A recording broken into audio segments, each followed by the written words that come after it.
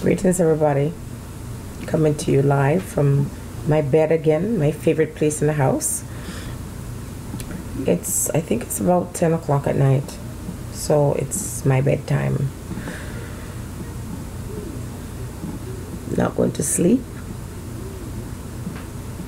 but bedtime nonetheless. I'm going to try to find a comment because I'm trying to address a comment, or probably engage with a comment tonight in this video. Just give me a moment. Let me find it. Okay, here it is. Now my camera is on. I don't have a split screen, so I don't know how well this is going to show with me reading. But anyway, Big Up Yourself Vibes Music. I have to say to you that yesterday I really enjoyed having this conversation with you.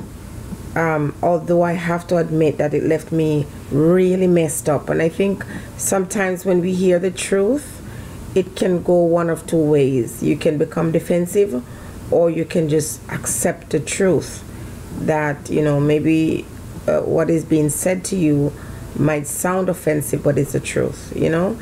And so a lot of what you said, I had to face it and know that it's not just someone just hating on Jamaica, but someone who's speaking from experiences, maybe not your own experiences, but that of others.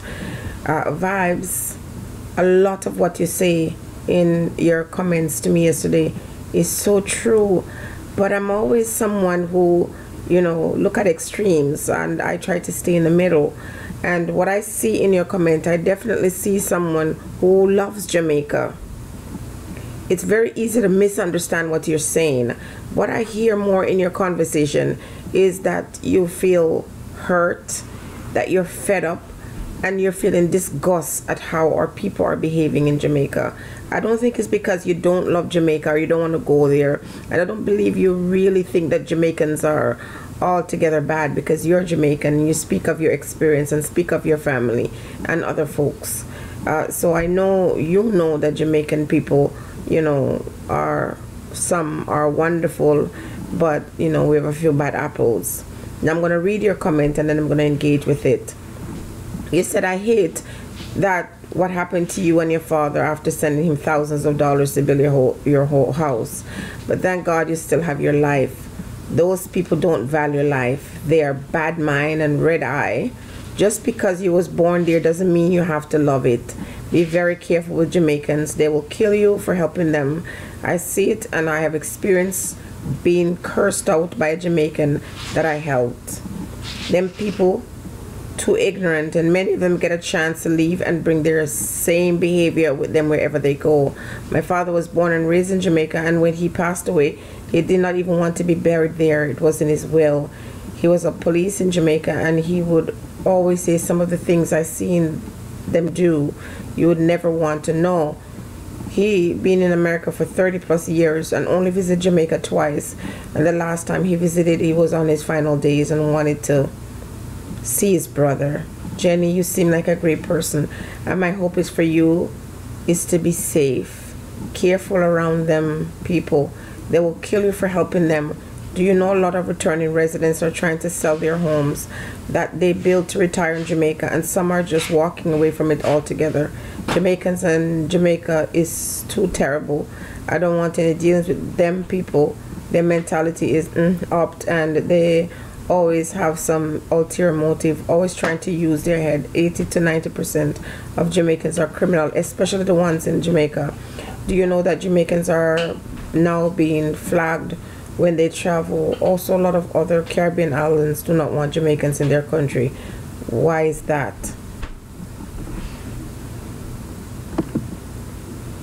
So a lot is said in this comment, and I'm not going to use your real name. I don't know if you care for me to do that. A lot of what you say is true, and a lot of it resonated with me in terms of, you know, individuals having this kind of mindset where it seems like they have no more conscience. And all that you said about trying to be safe, I actually, for the first time in my life, feel unsafe in some regards.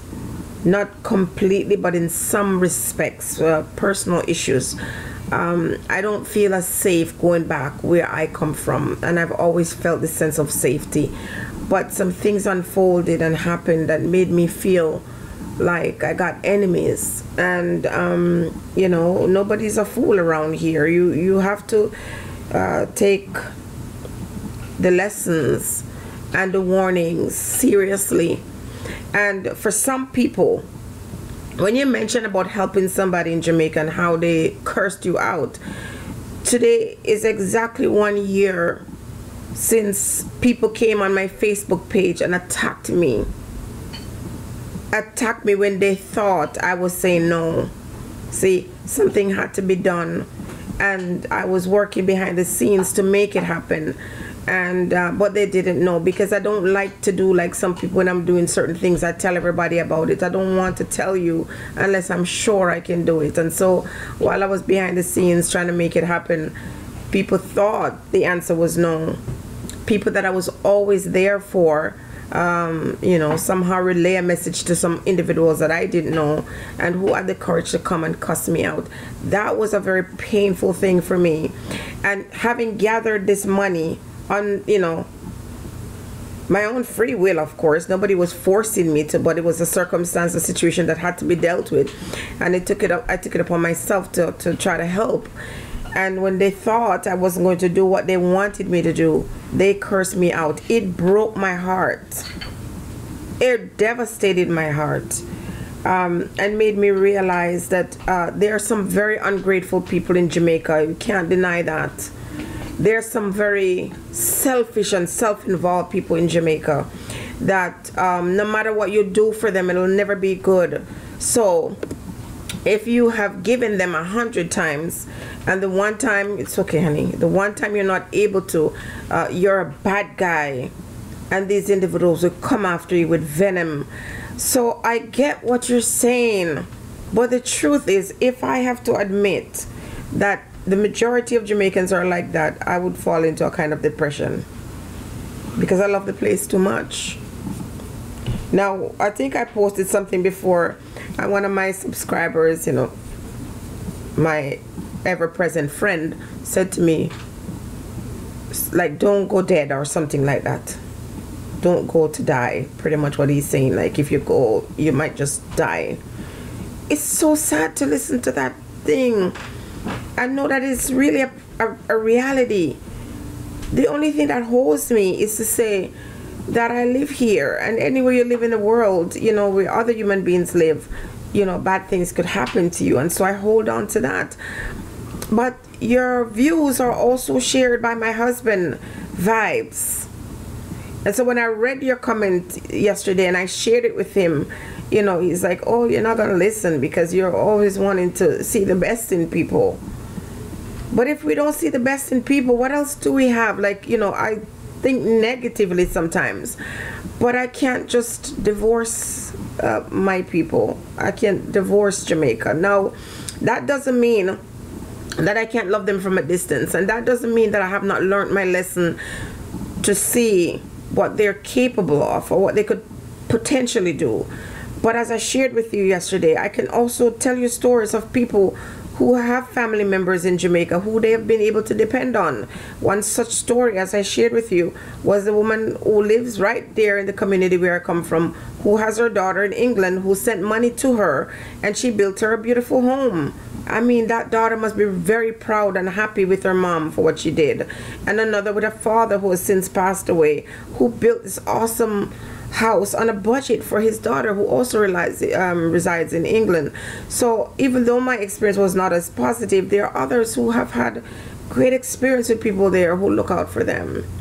So I think I'm gonna have to make another video to talk about why I can't give up on them. It'll be like erasing the first 20 years of my life, because that's what I spent there. Now I've spent longer here.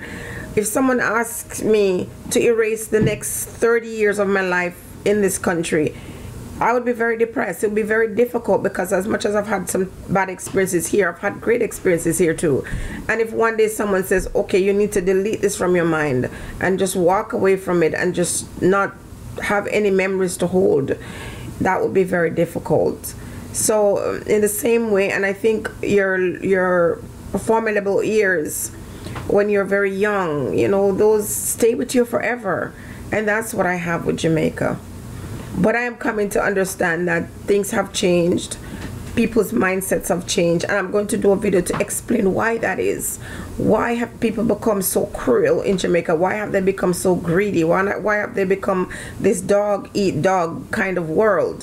What is behind that? Because when we see these things, it's very easy to just look at that painful ordeal that you experienced from a loved one or from a friend or someone you trusted. But why are they this way in Jamaica now? What is it? You know, people say they're materialistic. You know, we always point out the most negative things. But I'm going to let you know that behind all of this, people have become that person or individual that just feel like they're in famine. It's like famine. They've gone through so many hardship, so many hurtful and painful experiences in their life that they have become the kind of people who says, well, if I'm getting an orange right now, let me just take off all the oranges off the tree because I don't know when any more is coming again, when the tree is gonna bear fruit again. They have lived without so much for so long that now they don't understand that even if someone is helping them, they're not having the mindset to say, I'm going to get something from me and you're going to get something for yourself as well. Because it's that, you know, live or die syndrome. So it's not just in Jamaica, it's anywhere black people live. So I was fortunate to meet a friend of my daughter. My daughter was in the UK studying as an international student, and she met another black American person who she bonded with. They were the only ones at the campus, and they bonded because of that. And you know, that girl asked to come and visit us, and I opened my home to her recently, and she spent a week with us. And when she came, you know, I was asking her to tell me more about what goes on with Black America and with her own personal experience, you know. And when she tells me where she comes from, you know, how difficult it is and how the suffering is harsh, and you know what the community is like, and how, you know, you have to travel far to even go grocery shopping, and how the job opportunities are scarce. And I said to her, but Jamaicans come here, they come there, and they are faced with the same situation, and they yet survive, and some of them excel. You know, what is it? And then of course she goes into the detail about, you know, growing up without opportunity. But one thing, without even getting into all that conversation, one thing she said to me that is still haunting. She says her father told her that his mother told him that when you see another black person, you should crush them first before they crush you. So that's the mindset that they grew up with. Let me crush you, because you see, you're taught to see the other black person as the enemy. And you're taught to see the person who might potentially take what you think you deserve. So before they get to you, you're going to destroy them. And that's really what I see happening in Jamaica as well. We automatically hate each other, and while we're hating on each other, you know, we have the Chinese coming in, we have the Indians coming in, we have all people from all race coming in and coming to Jamaica and investing in Jamaica and growing and living in Jamaica and loving it and living there peacefully. And I want to make it very clear, I have no objections to other people of other race going to Jamaica and building. The only thing is I want to see it benefit the Jamaican people. Because if I say I'm against other immigrants going to Jamaica, that would be foolhardy, because I'm an immigrant in this space. And I wouldn't want someone to say you don't belong here, because as far as I'm concerned, the whole world belongs to us all. We can go anywhere we want to go. That's how it should be. However, you know, we have these boundaries, and because of terror in the world, you know, people have to close their gates and build walls and all these things. But at the same time, wouldn't it be wonderful if we had a free world where we could go anywhere we want to go in the world and respect other people? In your comment, you mentioned that Jamaicans are being deported from Canada, for example, more than any other group. And it's because they bring their attitudes with them. And I must admit that is very true. I also want to share that a few years ago, we used to have this thing called bereavement. When you go, I think it was Air Canada at the time who had it, where if you were traveling to Jamaica on a bereavement, loved ones or friends or whatever pass away, you'll be able to buy a ticket, a business class ticket, and when you go home and you return with your death certificate, you would get back half the funds. And Jamaicans abused it so much until Air Canada does not offer it to Jamaica anymore. Same thing, there was this phone thing where you had the special privileges, and they abused it so much. And again, I think that comes back again to that lack thereof, the things that they lack in their life. When it becomes available to them, they abuse it, and they don't realize that by abusing it, you still end up without. So it's the same mentality in Jamaica, but at the root of that is government. The government have done the people very wickedly. They have dealt with the people wickedly. And not just government, the way people in society who have the opportunity to extend. And again, Jamaica today, people are afraid to extend warmth and kindness because it backfires on them. You could lose your life for helping somebody. I acknowledge that. But prior to this period, you know, people who were in better positions, they never helped out those who were less fortunate, and it created a kind of enmity between them and the people who didn't have any. A kind of hatred built in the heart of individuals who are suffering. So there's so much more to it. I see what you're saying on the surface, and believe me, if I were to tell my stories, all my stories have been heard by people in my own country, you would think I was crazy for not just altogether agreeing with you. But at the end of the day, I still try to look at it and say, why? I look at, you know, psychology, and I say, why would you do this? You know, and a lot of it has to do not just with just people being jealous, but people, you know, being taught how to see the one who got away as the enemy. And so sometimes with their urgent need and their constant desires for new things and opportunity and whatever, they will destroy those who come to even help them or show them the way out. It is very deep. Vibes music, it's a very deep thing. We can't look at it at the surface. It's very deep. The Jamaican situation has so much layers to it that if you try to peel it like an onion, it'll make you cry. It will make you cry. Yes, I have been terribly hurt by people and family members, loved ones, and people that I've opened my arms to, and now I'm very careful. And the truth is, I have no intention of going back to where I come from. And just saying that, I mean, in terms of my community, I have no intention of going back there, because that experience last year left me very jaded, very hurt, very disappointed.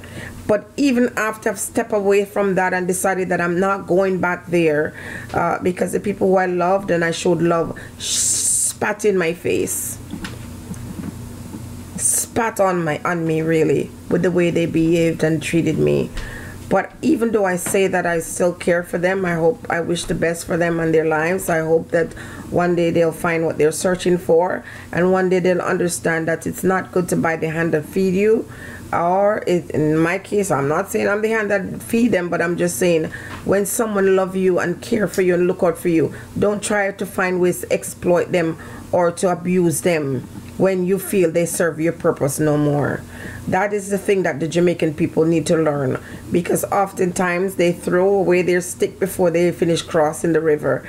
Oftentimes with their lack of, or you know, just constantly faced with poverty, they fail to understand that when we leave as black people and we come to North America or wherever in the world we go, we are still faced with a lot more than just poverty, and we are trying to find our way but it seems as if they, in the process of you trying to find your way, see you as someone who've already made it, and there's no explaining it to them. It doesn't make any difference to them.